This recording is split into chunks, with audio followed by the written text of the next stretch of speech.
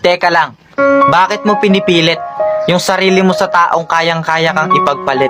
Bakit mahal mo siya? Binabasura ka lang niya. Bakit loyal ka sa kanya pero hindi naman ikaw ang gusto niya?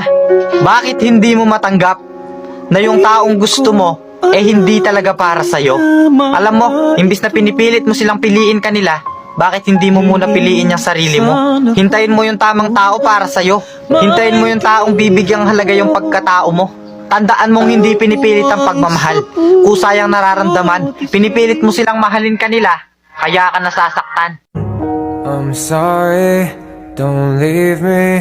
I want you here with me. I know that your love is gone. I can't breathe, I'm so weak. I know this isn't easy. Don't tell me that your love is gone.